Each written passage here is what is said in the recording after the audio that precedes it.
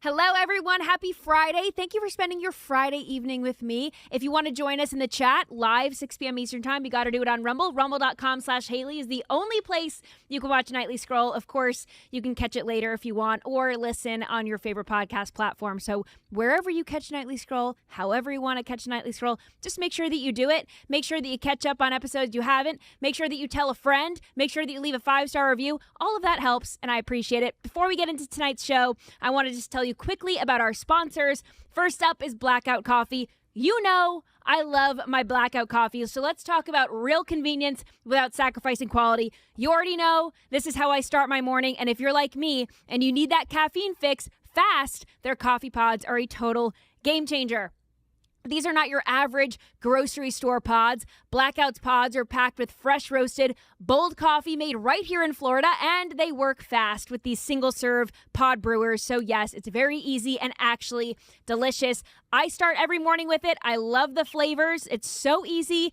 No more bitter, stale junk. You just pop one in. Boom, you got a strong, smooth cup of coffee in just seconds. So whether you're racing out the door, juggling kids, or jumping into back-to-back calls, this is your new morning lifesaver. And the best part is they ship nationwide, so no matter where you live, you can have Florida fresh coffee at your door in days. Just head to blackoutcoffee.com/scroll and use code SCROLL at checkout for 20% off your first order. I also want to tell you about the Wellness Company.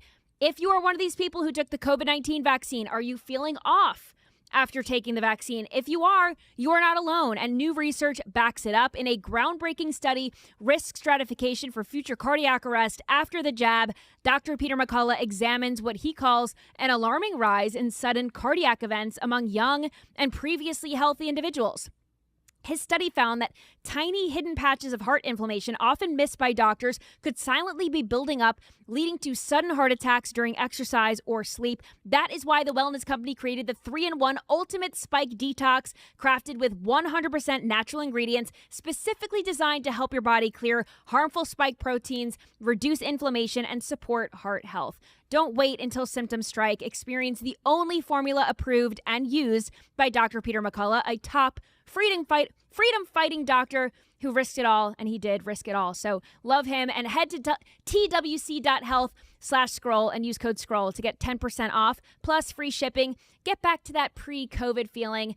These statements and products have not been evaluated by the Food and Drug Administration. These products are not intended to diagnose, treat, cure, or prevent any disease or condition.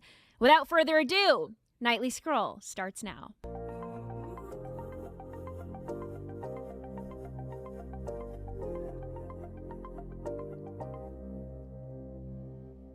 All right, here to break down the wildest stories of the week, from news to pop culture to the viral moments everyone's talking about and everything in between. Host of Turning Point tonight on Real America's Voice, comedian and content creator Jobob joins me. Jobob, thank you for being here. Thanks for having me. I am now unfortunately scared to death after hearing that doctors could be missing small inflammations in my heart, but I appreciate you having me on despite that. Yes, of course. And I was meaning to ask you how to pronounce your last name before we started, so I just called you Jobob, like Madonna, Beyonce. You're just one of these celebrities that doesn't need a last name. You know, doesn't need is yes, correct, but not because of a fame element, but instead because of a weirdness element. Jobob is legally on my birth certificate.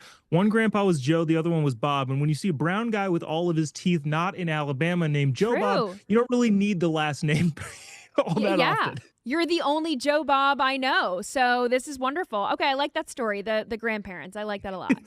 All right, well, you're a comedian, so I want your take on the future of late night. Will we ever return to comedy that is not tainted by politics, do you think? You know, one is carrying the mantle of comedian feels like I have to be funny. So no pressure. I wear that badge lightly sometimes, especially because I work in the political space, and sometimes it's difficult to be funny about very serious things. But in terms of the late night comic stuff, you know what's fascinating to me?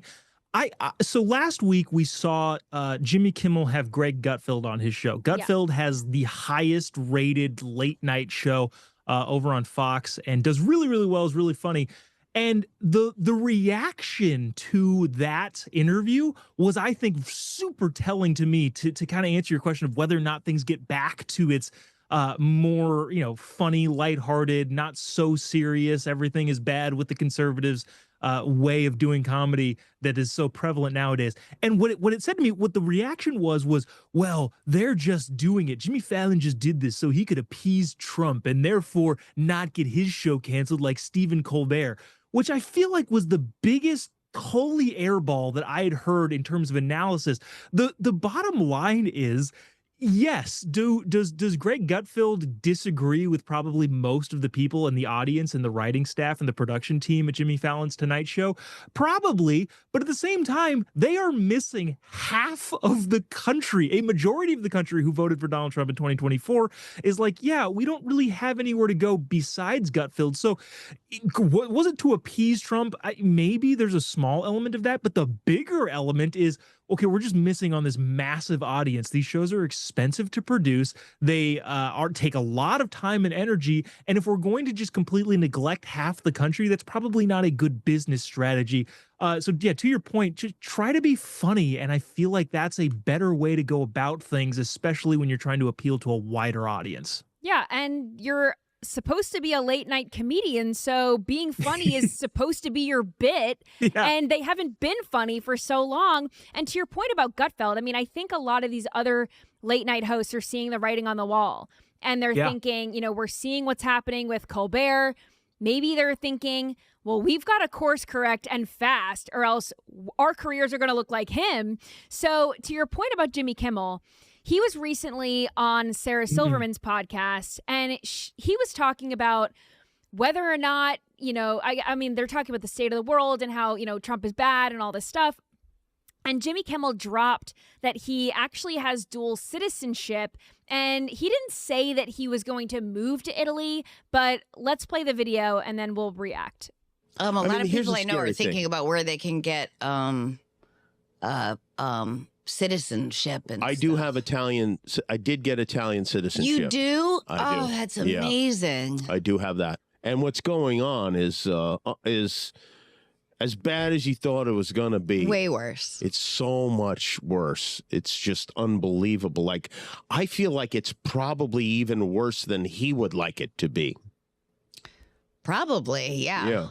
I mean, I do. Every once in a while, I'll Google Trump regrets or MAGA regrets just to see all the people that I'm not happy that they're upset and but it makes me hope that maybe this will bring people together. I mean, her reaction where she was saying, it's so bad and that's so great that you have Italian citizenship. I mean, does Jimmy Kimmel have a career if he goes to Italy? Well, I'm not sure he has a ton of career now. What I think is fascinating about this, and I just wanted to double check that while I was looking at my phone while we were watching that. Italy has a quote unquote far right prime minister right now. Correct. So I'm not sure how good that's going to do. But before we get into any of that, I mean, this is the same Jimmy Kimmel that did the blackface. Is that the word I'm talking about? Is the same Jimmy Kimmel that hosted the Man Show? Mm-hmm. Okay, got it. I just wanted to make sure that the guy who hosted the Man Show and was probably extraordinarily sexist if you ask his fellow lefties. But okay, just wanted to make sure that was the correct Jimmy Kimmel that we were talking about. The thing that I think is, if you zoom out 30,000 feet and you look at people like Rosie O'Donnell and you look at people that have left the country over this, the most fascinating thing about this from like an interpersonal standpoint is how much people think that others care. Like Rosie O'Donnell, and I think Ellen DeGeneres probably the same way. Like, I left the United States. I'm taking a bold stance.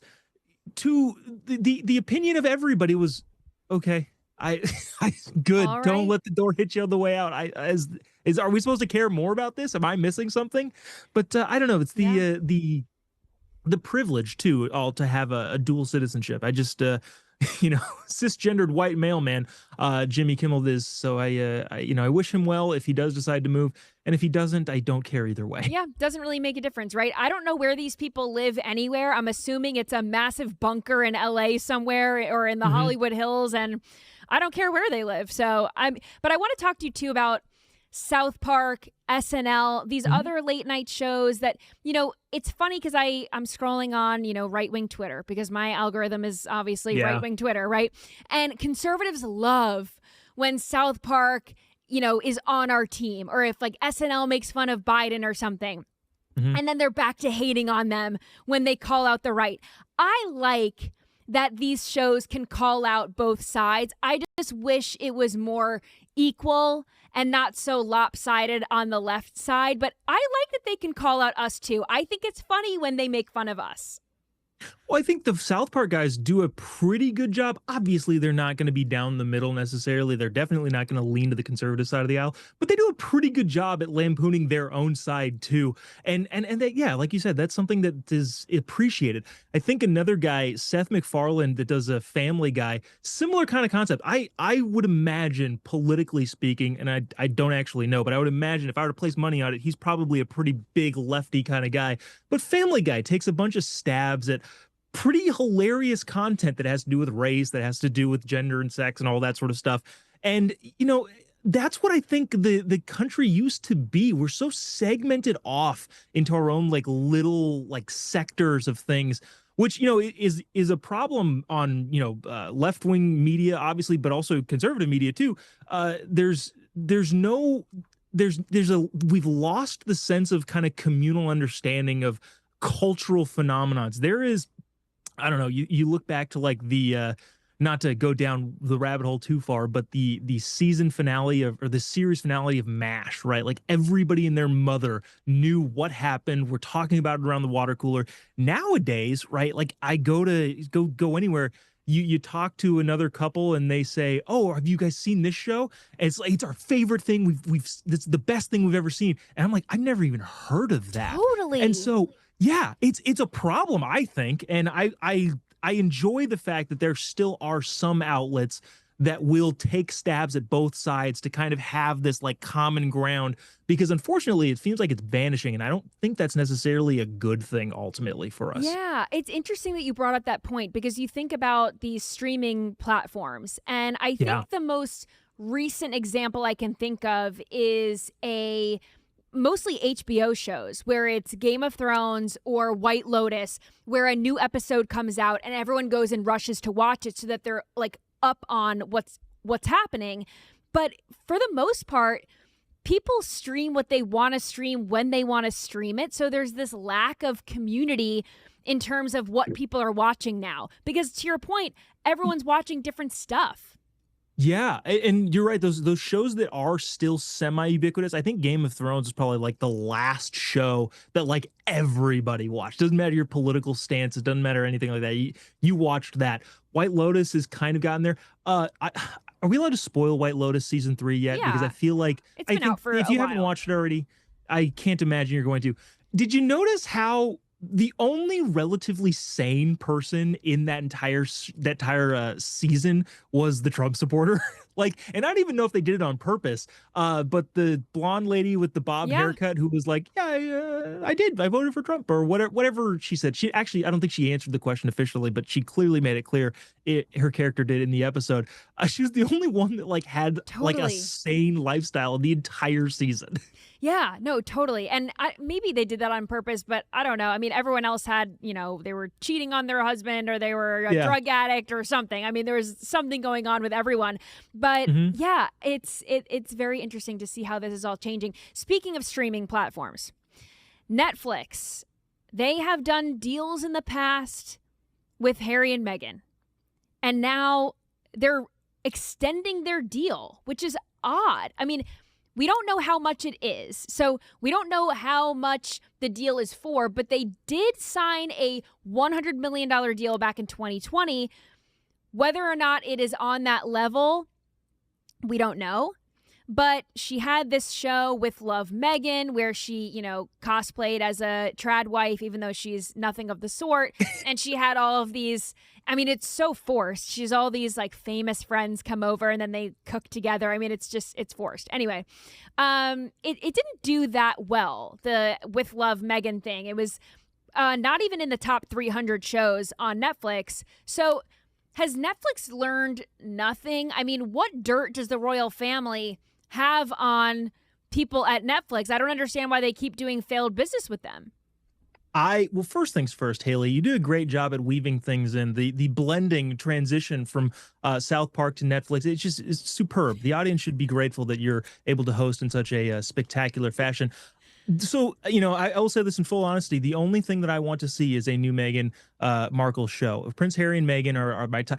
Actually, I lied. The only other thing that I want more than that is a book from Kamala Harris. I think those two things are at the top of my priority and Joe list. Biden, too. I mean, you could just stack up your bookshelf with unneeded, unwanted novels and memoirs from people who are failed. I think I might have buried the lead there. I don't actually want to watch them. I want to mock them and make fun of it because that's easier to do. Sometimes when libs kind of aren't in power and they aren't really doing a whole lot, the fodder for humor tends to dry up. So if I could get my hands on another season of whatever Meghan Markle's show is on Netflix and a Kamala Harris book and a Joe Biden book and a KJP book, holy cow, we've got some jokes loaded up in the cannon ready to fire away. So as far as will Netflix figure it out? This is, I don't know if this is going down the conspiratorial rabbit hole. Let's do it. But I would imagine there's some sort of tax maneuvering that makes sense to them, right? Because, if you're Netflix and you're just a streaming behemoth, you're bringing in hundreds of billions of dollars.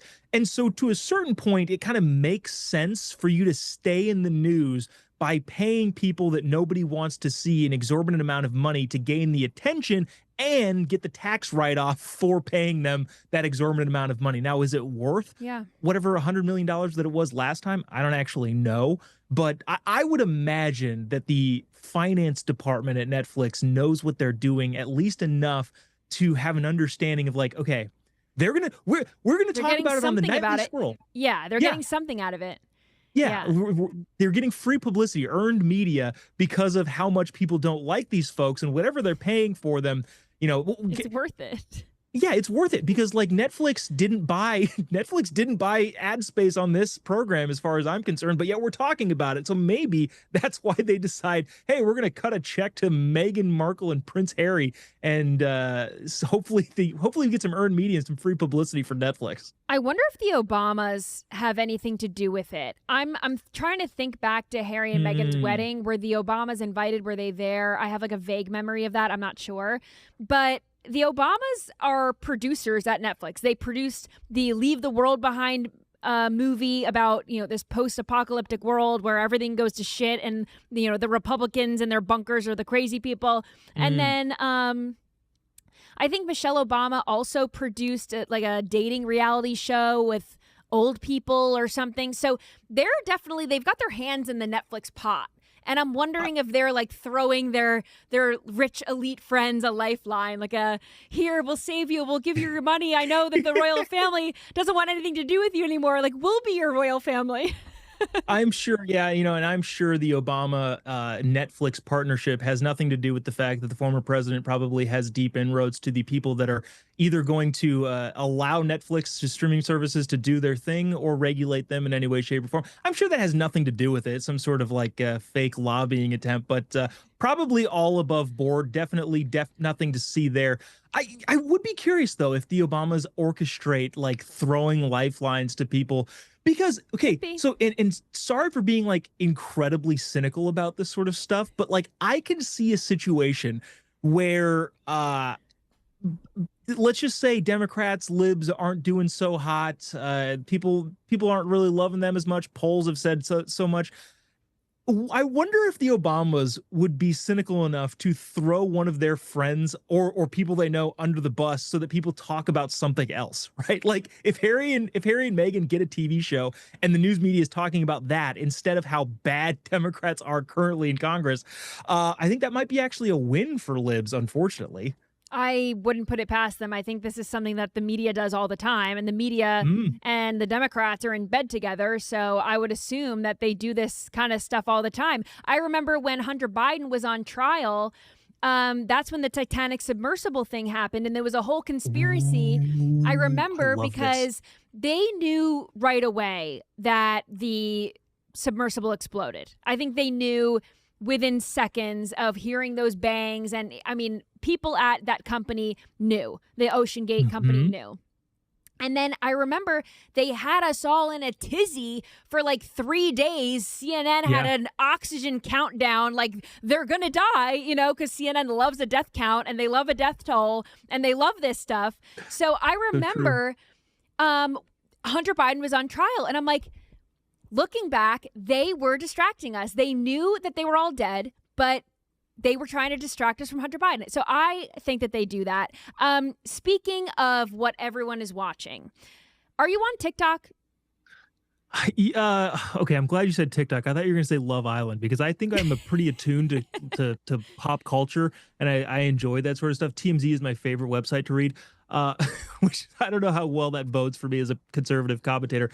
But yes, too. I am on TikTok. I am not watching Love Island, though, in case that was missed. No, I was not going to ask you about Love Island because I am also not watching it. But now that everyone is watching it, I'm like, should I get into that? Maybe I should. I don't know. But I don't really watch TV. So I scroll on my phone. And what everyone's talking about are sorority girls because they are back.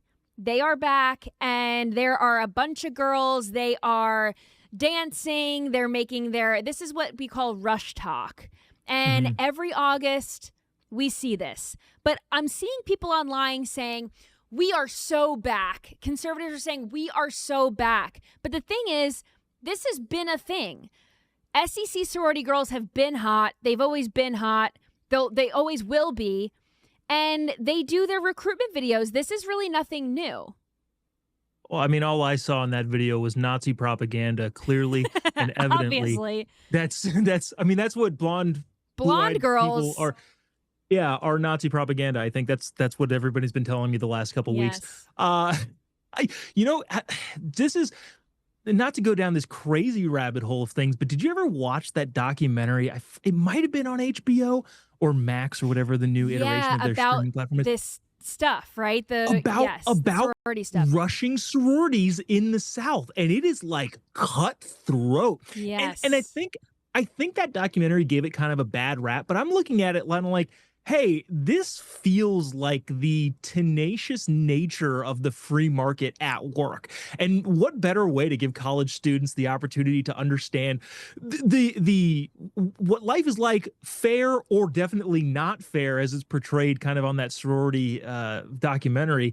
I wish I could remember the name of it specifically, but it is super fascinating to see how seriously all of this stuff is taken. Like people who get chosen by certain sororities and are crying at the end of it. Some parents are suing the schools. It is wild. But I mean, back to kind of the cultural point.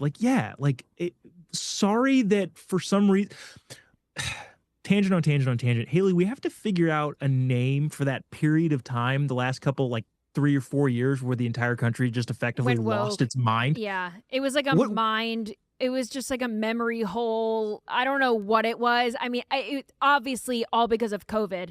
I think people truly were locked in their houses and went totally batshit insane because people weren't hanging out with each other. They were FaceTiming with their friends or they were masking up or whatever. It made people just become these recluses, and it was insane. I mean, the whole world went insane. That's when the companies were pushing the body positivity stuff. That's when the Black Lives Matter happened. I mean, that is when companies went so overtly woke. I think we're now seeing just a course correction. Oh, totally. Where these companies are realizing, okay, people aren't giving us money when we push these ugly people or these trans people. Like, we need to make money again. And they learned the hard way. Oh, totally. And that's the thing is we got to come up with a name for that period of 3 or 4 or 5 years where just people went nuts. But I think to kind of your broader point about the sororities is this has happened. This has been happening. It's kind of coming to fruition now because of a jeans commercial for some reason. But this is what this is what Greek life has always been about. Yeah. And sorry that we deviated down a term of okay, we only want to buy jeans from and advertise overweight Black lesbians. But, I guess that was just a weird blip in time that we have to figure out a name for. I'm going to brainstorm. Yeah, it wasn't because we had the Great Depression in the 1900s. This was like the Great PSYOP. I don't know. I mean, we were all depressed too, but it was, it was just a propaganda PSYOP. I don't know. But yeah, we have to think of a better one. There's got to, that's going to be my task for the foreseeable future, is coming up with the term, because I feel like we can coin that term. Like that can be like, there can be a term here that is used. Maybe people in the comment section want to like Ask give Grok. Suggestions. If you guys can ask Grok if you can come up with a name for the 2020 psyop where everything went rogue. We'll ask Grok what he thinks, or she thinks, whatever Grok is, a man, I don't know, a thing. Androgynous being. Well, so I wanted to touch on this because it seems like in some aspects of our society, things are going better. But then at the same time, we're still pushing, I guess sports are still woke because the MLB had their first female umpire, and I saw you did a video on this. So for my viewers who haven't seen this yet, let's just see this first female umpire. This was her first call. Watch this. Day, Joey Wentz is ready. We hope you're ready. And here we go. Joey Wentz likes that first call from Jim Powell. He'll take it. Okay. At least she's a woman. Yeah. And she's not, a man pretending to be a woman, but maybe if this was a man pretending to be a woman, he wouldn't have made that mistake. That's funny. That's a good joke. I'm glad. That's actually better than I was expecting to have happen. I was kind of expecting for the pitcher to throw the ball, catcher catch it, and then nothing happens from behind the plate, right. And then they go, "What's wrong?" And you're like, I don't need to tell you." Yeah, and then the game would go on. You already know what's wrong.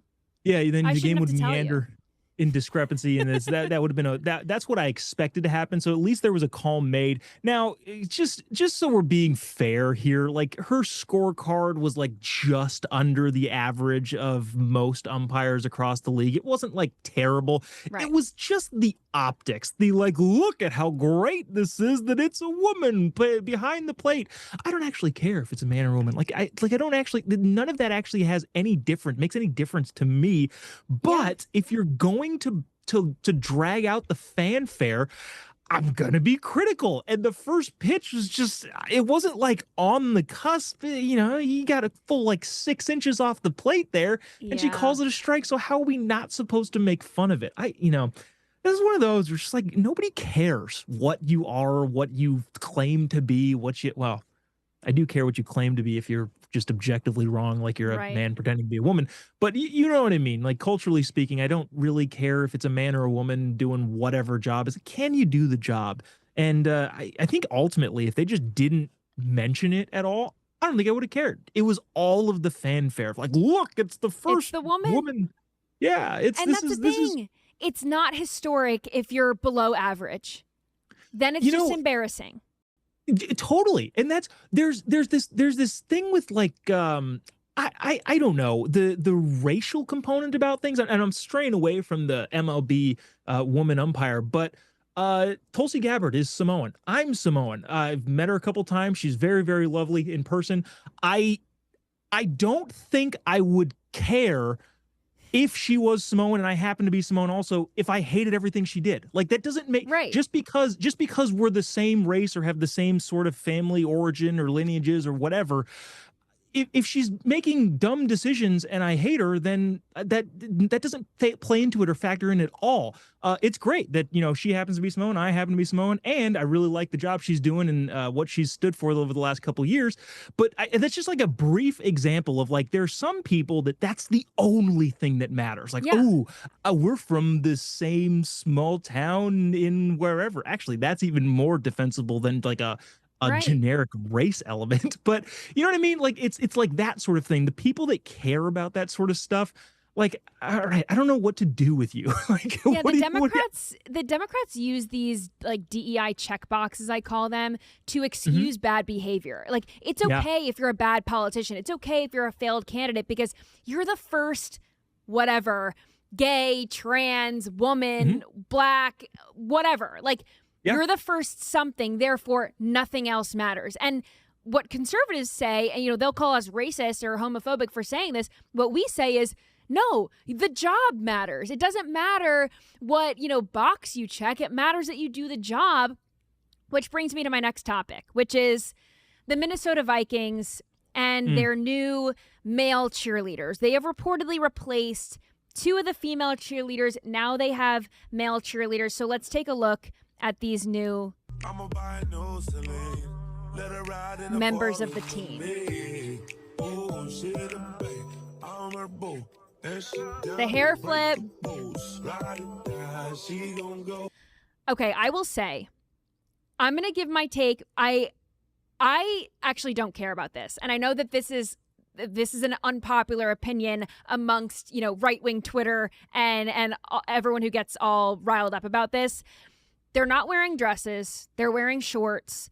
Yes, he does the effeminate hair flip and all that, but they're flamboyant gays, and clearly they're good enough to make the team. So if we claim to be proponents of merit-based accomplishments and opportunities, if they took the places of two women on a co-ed team, then that means they were better than them or more useful than them, and they deserve the right to be on the team. Unfortunately, Hayley, you are 100% wrong in this particular instance. Not for the reason that you might think. Let me have it. I think you're wrong because, unfortunately, there were only two men on there. Tim Walz has been fighting to be a cheerleader for a Minnesota franchise for his entire career. Look at how the guy waves. He's like, he's made for cheerleading. The fact that he was not included in this roster, to me, is just an abomination of the sport of cheerleading, to overlook someone with that skill and talent and lives in that city. That, to me, is the biggest issue. To your point, I don't actually care either. It's just fun to make fun of. But justice for little Timmy. He wants to be a cheerleader too. Vikings, do what's right. Make Tim Walz a cheerleader. He's been training for this his entire career. Seriously, and he's not only been fighting for that, he's been fighting for the tampons in the boys' bathrooms. I mean, yes. This is Tim Walz's space. This is his domain, and I do agree. I mean, his dance moves with Gwen, they're very cringy, but maybe he can work on it, and maybe we'll see him on the sidelines next year. He touts his football career being an assistant high school coach or whatever. I mean, maybe he can make it big as a cheerleader. Yeah, he was discriminated against and left off of this list for what I can only imagine is ageism. That's the only reason that comes to my head of why Tim Walz was not on this list. He is a younger man who looks incredibly old, but because of that look, I think he was not included. And I think it's just a travesty to see him left off of such an auspicious roster on the Vikings cheerleading team. I don't know how longer I could take this serious gambit. Yeah, I think you're right. I don't actually care, but it is fun, especially considering this is in Tim Walz's backyard. Because I actually don't think that men really care about the cheerleaders at the football games. I'm just going to throw it out there. I think if you are going to the game, and there have been some season ticket holders for the Minnesota Vikings that are so upset over this, they are canceling their season tickets or they're boycotting the game. And it's not just the Minnesota Vikings. The Eagles have male cheerleaders. I think there's a trans cheerleader on the Panthers. So this is like an NFL-wide thing. So again, I feel like conservatives, every few years, there's like calls to boycott the NFL altogether, but I don't know. I just don't think it's really that big of a deal. I agree with you. I don't actually. I mean, if you really want to go down that rabbit hole, and I feel like I've said go down that rabbit hole a million times this episode, but sorry about that.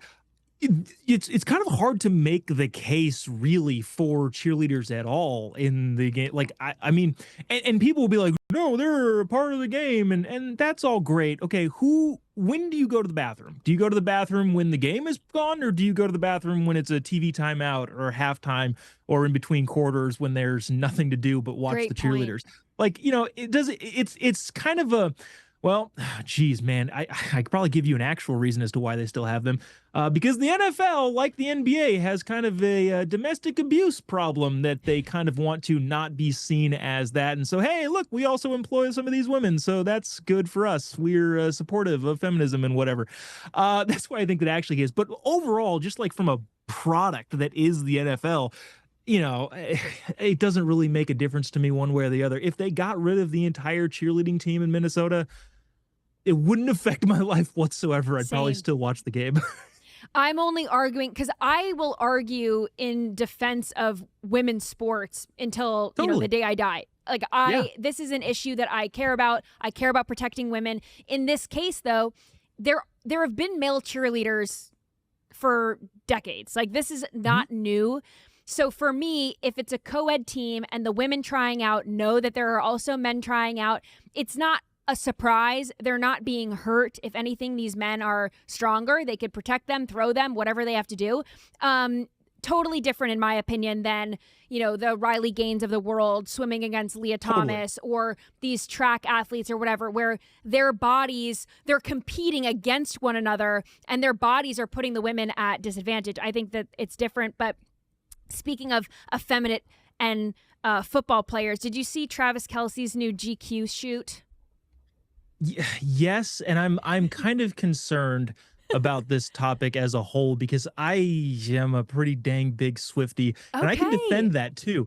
Where are you on that line, so I know where to gauge where I'm coming from at this particular instance? I don't yuck anyone's yums, but I don't like Taylor you should. Swift. There are some yums that should be yucked. I'll tell you that right now. As a Christian man, I can tell you a couple things that God would forbid in every corner of the earth, but I understand your point. Well, what do you want? I am so into this story just from every single angle. One, I mean, it's been said over and over and over again that Taylor Swift ditching kind of mealy-mouthed, weak men who probably could get knocked over if a child sneezes and going for the big hulking football player, regardless of what she says politically, that's beneficial to the conservative side of the aisle. What's the, actions speak louder than words. Taylor Swift can be the patriarchy and all that sort of stuff. Then she goes and dates one of the biggest, manliest dudes on the planet. And all right, well, that's a better example than, what you were doing in the past. So I mean, I like this relationship as a whole.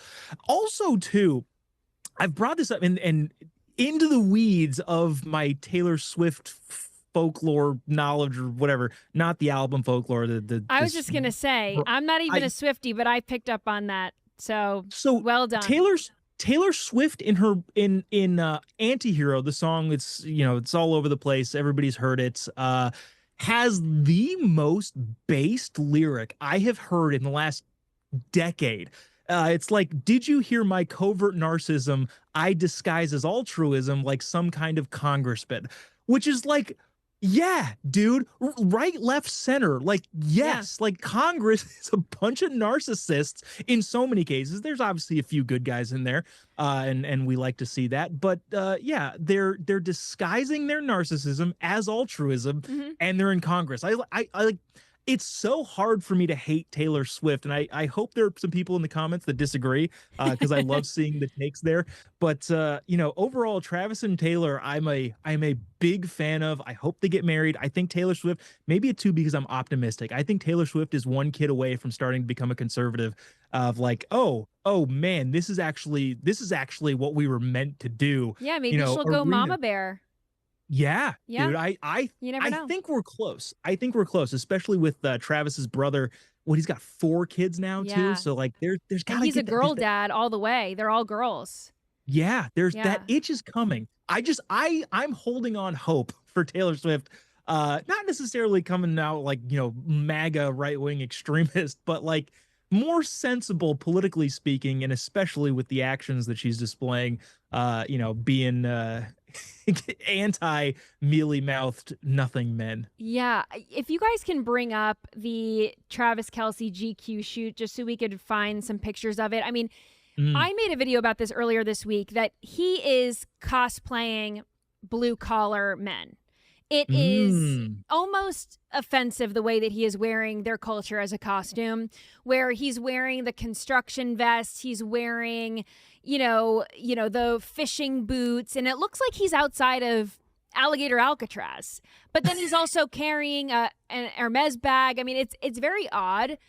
And I made the point that they're trying to take back Americana and that culture from the right. They see that we're gaining some speed in the culture department, kind of winning the culture war in so many ways. And they're trying to regain this. Toxic masculinity is over. We can also do masculinity. We'll just have, Mr. Pfizer do it. And we'll put him in some fishing trunks and whatever.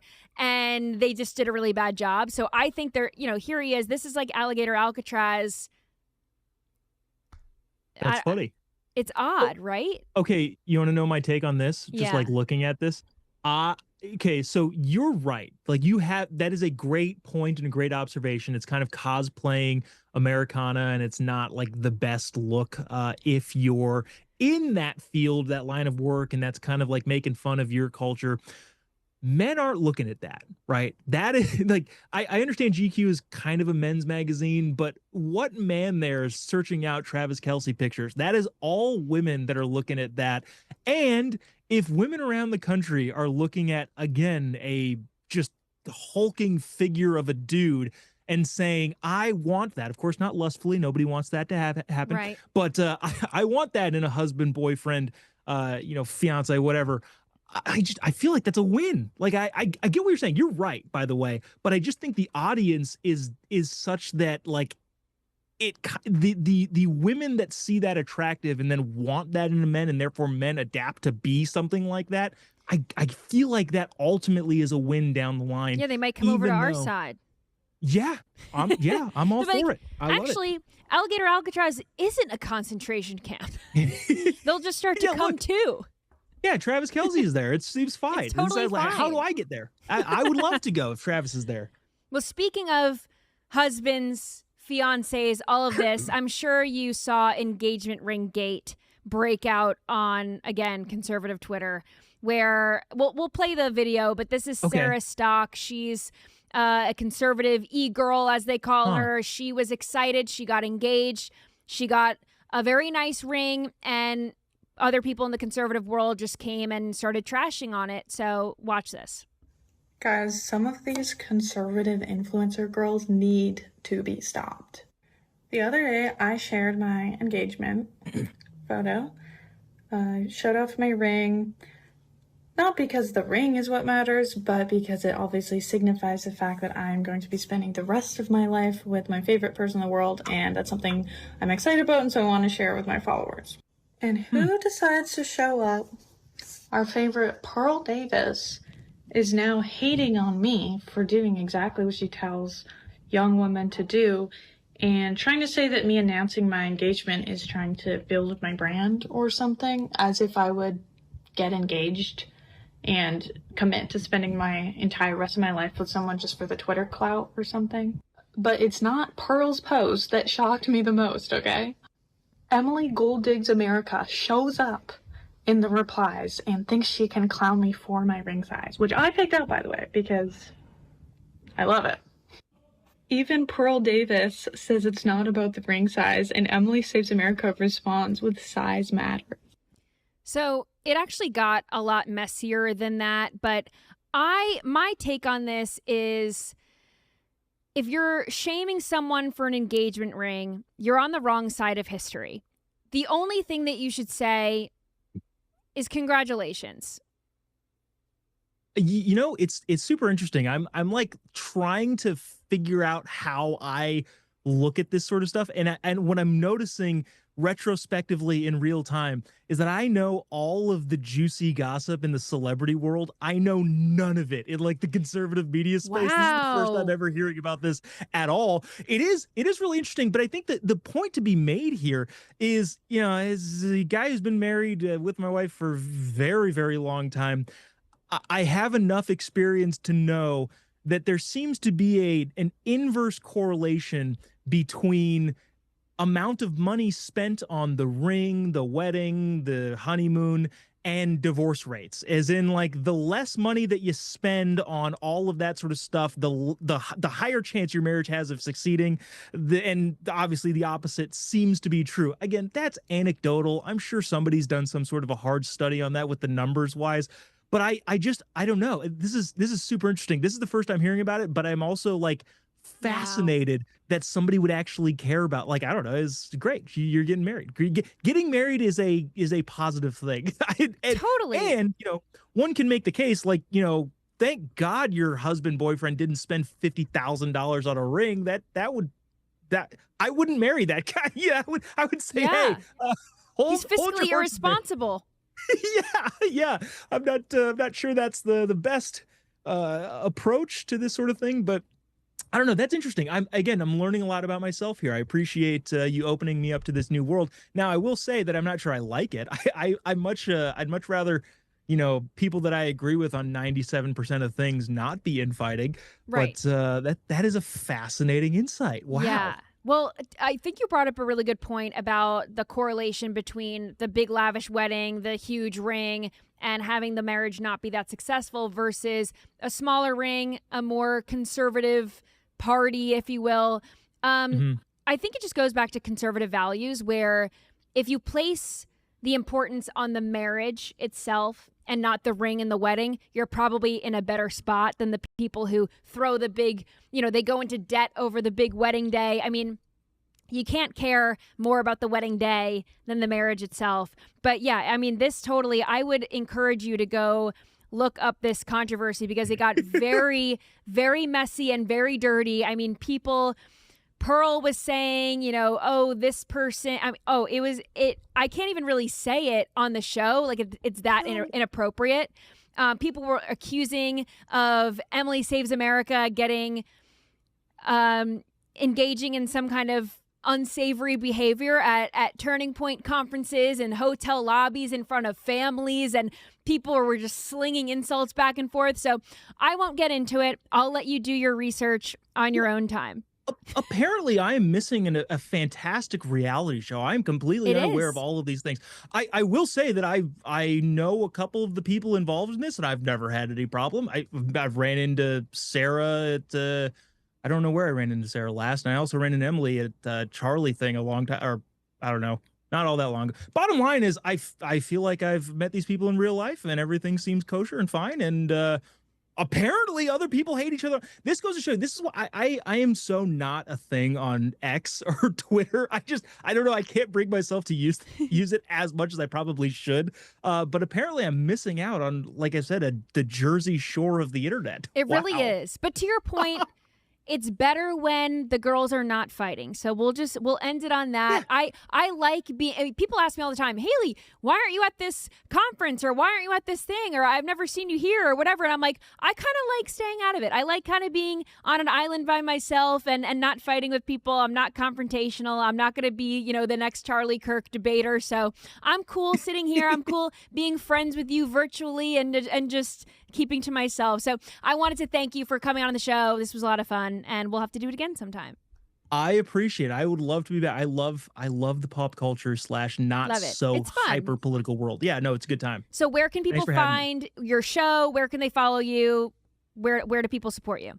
Yeah, Real America's Voice, each and every weeknight at 7 p.m. Pacific, 10 p.m. Eastern. You can also just type in JOBOB pretty much anywhere on the internet. You'll be able to find me. If it's a brown guy with all of his teeth, like I said, that's me. That's the only Jobob that has not needed dental procedures. Yeah, that's pretty much it. I don't know. What do I call the internet's most lovable right-wing extremist? I think is my Instagram bio at the moment. I love it. So there you go. I love that. Thanks so much. Thank you. I appreciate it. I always love talking to Jobob. It was the first time that he was on my show, but I join him all the time on Real America's Voice on Turning Point tonight. So if you want more of me, you can get more of me and Jobob over there as well. So always fun to talk about all these viral moments of the week, and I hope you enjoyed it. Of course, you can follow me at Hayley Caronia on most social media platforms, Instagram, TikTok, X, and Truth Social. Never Threads, not Facebook, but everywhere else I am there. And I will see you right back here on Monday. See ya.